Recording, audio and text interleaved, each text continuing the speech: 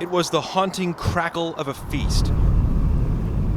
It's eaten. It's a living, breathing thing. Part of the Okanagan Complex fire, devouring dry grass, inhaling strong winds, and expanding. This is a little different monster. From Highway 20, the flames towered overhead just a mile from the road. Oh my. Reminding everyone being forced to evacuate exactly why they had to leave. Fires from different counties are merging. Never seen it. It is flying down this hill. And soon, he'd seen enough. I think I might need to go. Okanagan County firefighters made one last visit to a home beneath the flames. One last warning to get out. Moments later, it's time to go. We joined them. So we've been watching the fire burn. You can see it right here. It's crested this little ridge. We're on Highway 20, heading back towards Tenasket, and the winds have fueled it. Look at that. You can see how close it is right now. There's a family right below this ridge that just started evacuating, and we're getting the heck out of here. It wasn't long before Tenasket High filled up with others trying to escape. I got family on the west side. They're all freaking out because they called when we were fleeing. Some, like Tony Harrell, lost everything. You say goodbye, you know, and we didn't know if we were going to make it. But the fires aren't stopping, and by early evening, all of Tenasket had to evacuate too. A lifetime of memories is poof. We've had a terrible tragedy. There's been a terrible loss of life, and there's been injuries. This morning at approximately 11:13 a.m., Seattle Fire units responded to a 4-vehicle traffic accident at the 3700 block of Aurora with approximately 4 different types of vehicles involved. One was a tourist bus, one was an amphibious vehicle better known as the Duck. The Duck was he kind of veered into the middle lane a little bit, and then he veered over to the right. He overcorrected and just shot across all 3 lanes at full speed, no brakes, no nothing, and hit the side of that bus. It looks like both vehicles are people trying to enjoy, their day. We have triaged a number of patients. We found that 4 had passed away already here on scene, 4 DOA. They're trying to work on one guy. They've hauled off most of the people. We've transported 44 patients. A lot of cars just got missed. It's just the chance of them hitting a bus full of people with no seatbelts, that's the worst. A lot of lives just got changed really fast. Thoughts and prayers of this city go out to everyone, to the families and to those impacted. With each brushstroke, Antioch is seeing red, white, and blue. You know what I could do? Some orange. And orange? They're like, whoa, there's no orange in the flag. It's like the country it represents. A melting pot of color. It's gray, it's orange and purple. That's not the American flag. And then you turn around and walk to the end of that parking lot and turn around. And voila! It's something you can't miss. Old Glory in all her glory. Putting the final detail touches on my latest masterpiece.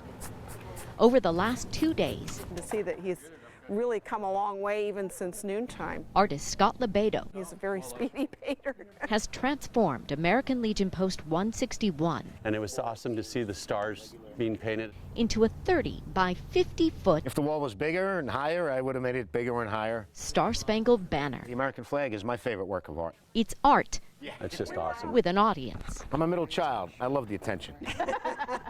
The mural is part of a project called Painting Flags Across America.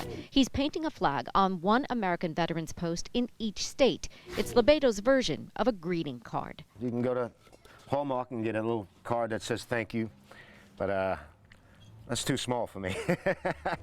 His gratitude to veterans is bigger than his canvas. And I get to thank the men and women who have given me this unbelievable gift to express myself.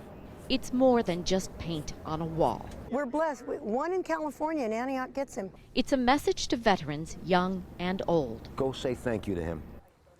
You're going to make his day, and you're going And you're gonna make your, it's cleaning up these lines. A labor of love from a patriot. It's rewarding. I made that. In a paint-splattered uniform. And I'm trying to soak it in, but I'm also looking at all my mistakes that I see that I gotta fix that tomorrow. I gotta touch that up tomorrow. On this stretch of I-90, it might be faster to walk. More. It would definitely be faster Stop. if you're this couple. No, come forward. From Bremerton. Come forward more. Bonnie Smith and Matthew Johnson are headed to Spokane. More. Stop. This is about to fall off too. But their chains don't seem to fit. It's supposed to be a 5-hour trip, and I think that we've been at it for about 5 hours. We followed them for one of those hours. Oh, there it goes. Yep, there it goes. Made it about the length of a football field. Each time they hoped the chains would stick. I'm picking my chain up out of the middle of the street. And each time the chains popped off onto the highway. Again. It popped off the same way again. It doesn't help. Matthew's wearing boat shoes. We're gonna fall on everything. How did we get this one on and that one not? And both of them have dreadlocks that nearly touch the ground. They usually give me special powers, but in this case, I frequently step on them when kneeling down. Eventually, the couple gave up on their left tire chain. This is discouraging at best. But that didn't work either. Good luck. Yes. So they took off their chains altogether. Hope it works. Finally, the trip to Spokane picked up speed. How's it feel? But after all that... Yeah, this traffic we're stuck in now too. Right. All that, we're not even going anywhere. Because as you can see, there's no turning around. That's it. You're committed. In line, stay in here. It's moving day in Sausalito. Did you guys know that some sick birds were released in here? They're really beautiful birds. Today, the new residents are getting a room with a view. Today, so we'll bring all the birds down before we start releasing them. They're going home. They're all healthy and fluffy and dry. Looked great. They all flew. It's a perfect morning. 24 seabirds settling into their new digs. I've just spent the last week washing them all. And it's really nice to see them taking off across the water like that. It's really wonderful. They are the lucky ones. There go the birdies. Bye-bye, birdies. To have a second chance at life. Nearly 2 weeks ago, the birds were among more than 500 caught up in a mystery spill in the East Bay. The Department of Fish and Wildlife is working with federal agencies trying to figure out what it was and who's to blame. It's a process, especially when you don't know what you're starting with. That is probably the strangest part about this whole mystery emergency event. We don't know what the product was and how it got in the bay. Real estate like this comes at a price. The bird's rehabilitation has cost more than $100,000 so far. International Bird Rescue is still trying to recoup expenses. We're getting there. And there are still 161 more seabirds waiting to join them. And the fact that we were able to release them is, you know, it speaks to the very heart of why I do my job. Giving them wings to fly back home in Sausalito. If I were a bird, this is probably where I'd want to live. You see them from the street, off the highway and throughout town, signs sprinkled around Roseburg, a dusting of remembrance and sadness and strength. In time, most will disappear, not because the murders at Umpqua Community College are forgotten, but because life moves forward. We're not broken yet.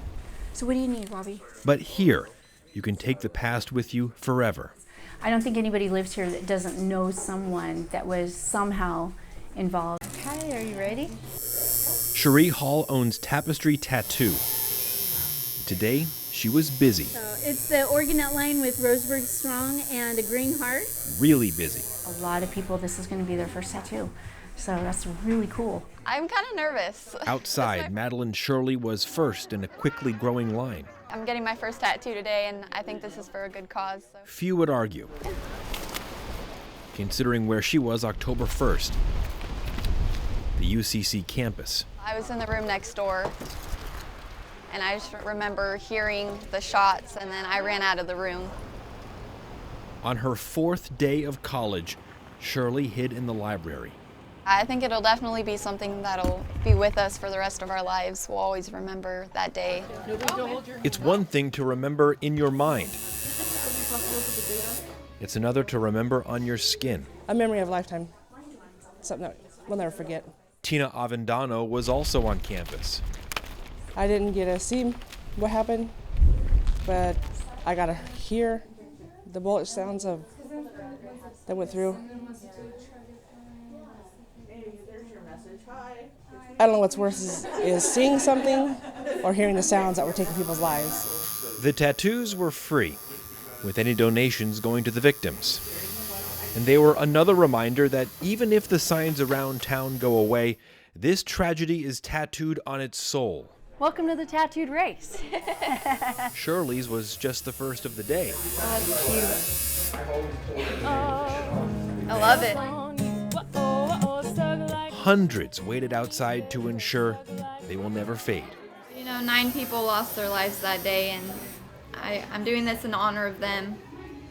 You know, those are moms, children, aunts, uncles. They're never gonna have their life back. I want this as a representation to honor them, and so that nobody ever forgets that day. We stand here as equals with respect for one another. It was a great photo op from the steps of the Idris Mosque in Seattle. We preach a message of love. Christians, Jews, Quakers, and Buddhists holding hands with Muslims. Solidarity with our Muslim sisters and brothers in this community. These are Seattle's religious leaders. Of course they wouldn't support Trump's ideas about keeping Muslims out of the country.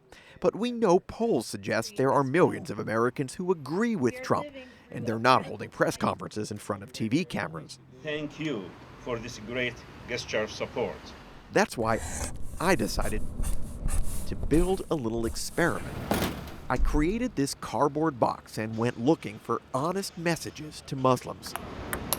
I picked Pioneer Square in downtown Seattle because it's busy and it's diverse.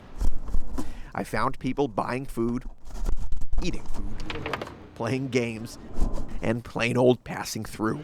I promised everyone I won't put you on camera. Just fill out a little piece of paper anonymously and tell me your honest messages to Muslims. All right, let's see what we got. It surprised me. All right. I walked up to 24 people, and 22 of them wrote a message. You have my full support as fantastic members of the vibrant quilt that makes up America. This person just drew a heart. You are supported. Thank you for being great community members. God bless this country. It's unbelievable to me that anyone takes anything Donald Trump says seriously. Most messages sounded like that. I realize we are in liberal downtown Seattle. Out of those 22 messages, I ended up with 2 that agreed with Trump. Trump is 100% correct. Make America great again. They do not respect us. They should not be allowed in. I admit I'm very curious who wrote those, but honestly, I have no idea. These were anonymous, unfiltered, and honest. In Pioneer Square. The garage has long been the birthplace of ideas. A place where talent and innovation are in harmony. It's like super surfy. The highs are really good. And Nick Porfard's talent runs from his fingertips to his soles. I'm very surprised with how many people skate and play guitar. If skateboarding is the dance, the guitar is his music. In Porfard's life, the two collided in what you might call a fortunate accident. 4 years ago, injury forced Nick off his skateboard, but the wheels were still turning. Where I really, really wanted to make a guitar, but I didn't want to make something that I could buy. So his old skateboard 10 or 20 of these, your fingers are bleeding. got a new life. And Nick crafted a new business, making guitars out of skateboards. Cool. I know that once the idea came into my head, I couldn't let go of it. He learned basic guitar making skills from YouTube. I'm gonna leave that one, I think. The rest? It needs to go this deep. Was trial and error. So it's not there yet. There's no rules. So I'm doing whatever I want. And that's the coolest thing to me. Nick's only rule. That's when it starts looking like a guitar. The boards have to be recycled, used for hours of fun skating. And then someone's gonna spend hours and hours playing it, so that's cool.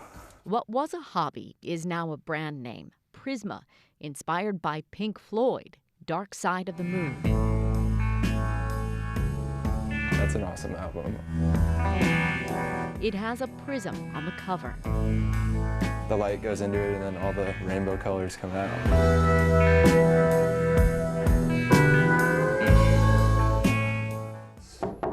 And the colors on these guitars are revealed as they're crafted, using anywhere from 4 to 44 skateboards. This one's actually all made out of skateboards. It's art and instrument in one. I don't know, make the same guitar 1,000 times, different pattern every time, and I think that's the coolest thing. Everyone who gets one of these is gonna have one-of-a-kind guitar.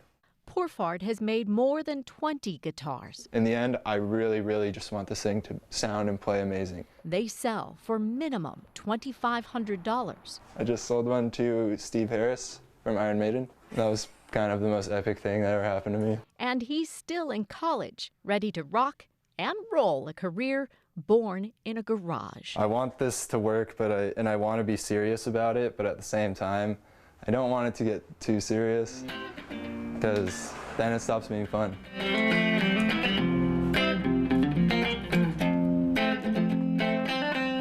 In San Francisco, Noel Walker.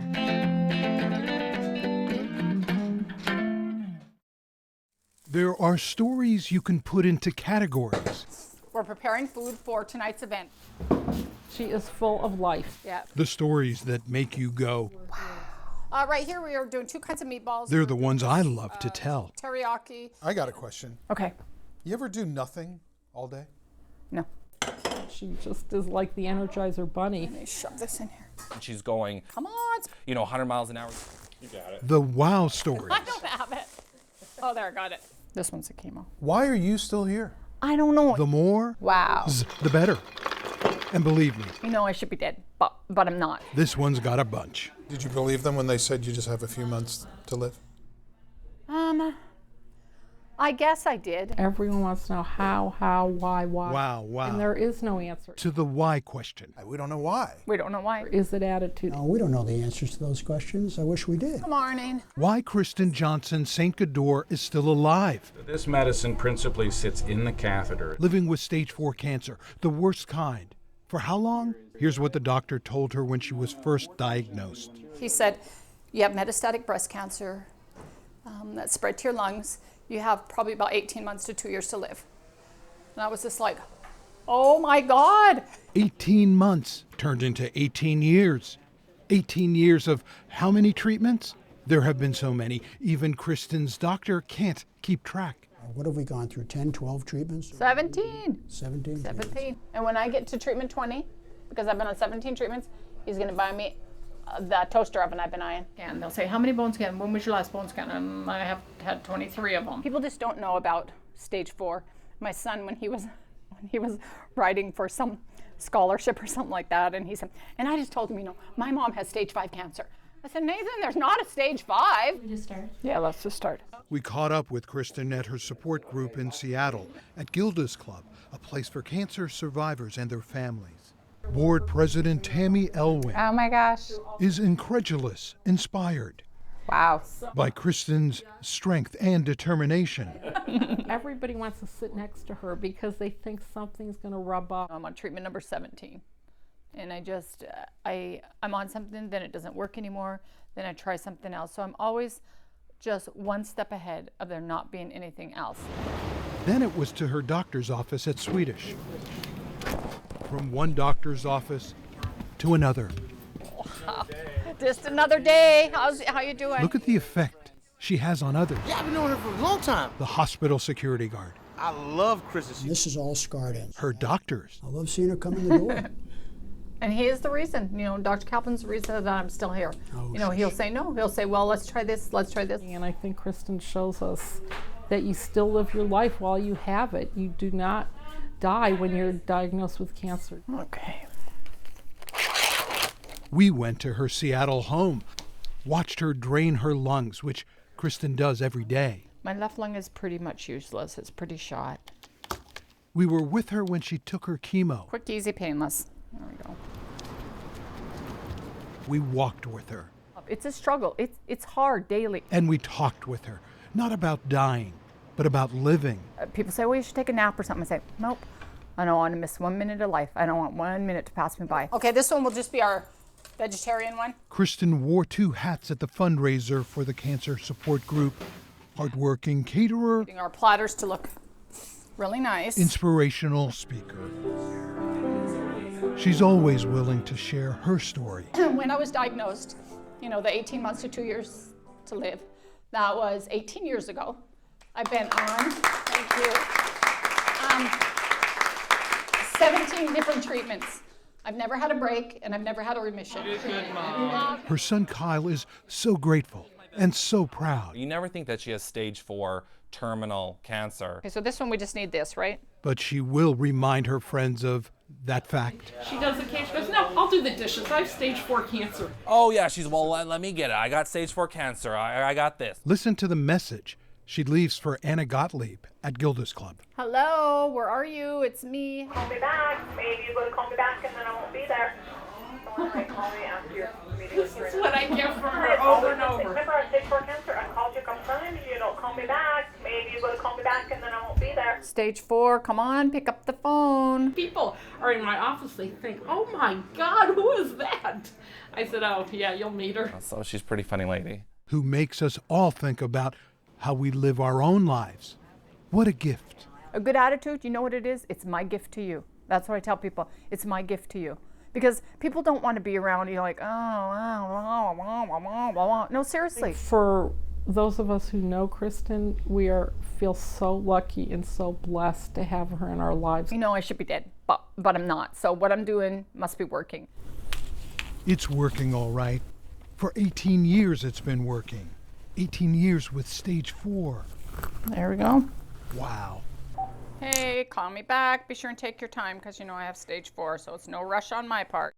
Call me back. I'm the healthiest sick person you know. Let me put it in perspective for you. 2 words. Stage 4. Give me a ring. Bye. Question. When you look in the mirror, what do you see? Well, warm up. What if I told you she sees... You heard me right. I said she. I kind of like to shave. She sees. Melissa. I see the person I'm becoming. She's Melissa Batson. It's great to be Melissa, yes. It's great to be, let me say though, it's great to be who you are. Who she is. I identify as a woman. Who she was. You were Tom then? Yes. Not Melissa? Not Melissa, no. Tom. Tom Batson. Was always on edge. Always nervous. Melissa is not. Tom was an introvert. Melissa is an extrovert. A part of me will always be Tom. Second lieutenant in the Army, tank platoon leader. So I commanded 5 tanks. Tom served in the military for 2 years after graduating from the Citadel in 1976. When you looked in the mirror when you were serving, who did you see? I saw Melissa. I always saw Melissa. Well, at that time I think I was Linda. I saw Melissa. Melissa proudly served at Fort Lewis. Here she is, as Tom, sworn into the military by Air Force Colonel Gerald Batson. And I wanted to follow in his shoes. That's Melissa's father. My dad passed away in '93. So he never got to meet Melissa, never learned that his son would come out one day as a trans woman. It took 52 years. Her father would never get to know her, really know her. Tom was afraid of what people thought. Melissa doesn't give a rat's you-know-what. Her father would never learn of the struggles few people know. You said you learned how to tie a noose? Mm-hmm. Why? Because... I was thinking of hanging myself. Those were desperate times. These are good times now. Life is good for me. Melissa's father would never learn that. And this. I am very happy, yes. How she starts her day. Every morning I put on makeup. That she works for Costco. That she hasn't had gender reassignment surgery yet. That she lives 100% as Melissa. It's not a big deal.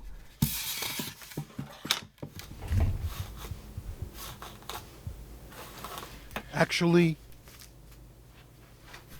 not true. It's one shirt, 2 shirts, and pants. Once a month, she dresses as Tom.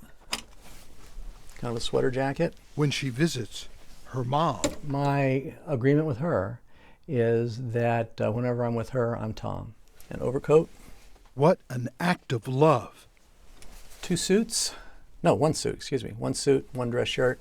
From a woman who knows. And a leather jacket. And that's it. Who she is, who she's not. I spent, the first 52 years of my life fighting who I was. All right, stand by. Hi, and welcome back to bright and early Seattle. Now the fight is about something else. We have Melissa Batson in studio with us. She wants everyone to know. Thank you, Matthew. It's Melissa's fight for justice. Our fight really is for civil rights. Human decency. This is Yaya Canlis. How could somebody possibly have stabbed her 57 times, for God's sake? 57 times.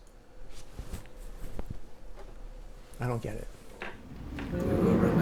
I don't understand why anyone would react to us with violence. We will remember. Rafaela was 30 years old. Maybe it's because they see us as not able to fight back. She was 17 years old. We will remember. Every year, Laura was 16 years old. we have a ceremony to remember the transgender persons who have been murdered in the past year. And we read the names. We, Helena Flor, was shot to death on July 16th. Donnie Giovanna was killed on July 16th. Dylan was murdered on December 29th, 2014. And they threw gasoline on her, and they lit her on fire. Killed for who she was. And then they stabbed her in the chest. That's why. I ask that we remember. Melissa Batson. We will remember. Is fighting to change hearts and minds. We will remember. With this event she organizes every year. We will remember. Seattle's Transgender Day of Remembrance. Annalie Ferretti. That's why she believes you need to hear the names. Juju Pereira. Flores. Marlena Cabrera. When you hear the way that so many of them died, it's like a knife through my heart. Melissa Batson is filled with gratitude. Thank you so much. And this hope right by now that one day there will be no names to read, no need for this day of remembrance. At some point, it comes to an end. We get the pictures of as many of the victims as we can. And without exception, those pictures are of bright, smiling, happy people. And then you read the circumstances of some of their deaths, and you just wonder, what were they thinking in those last minutes?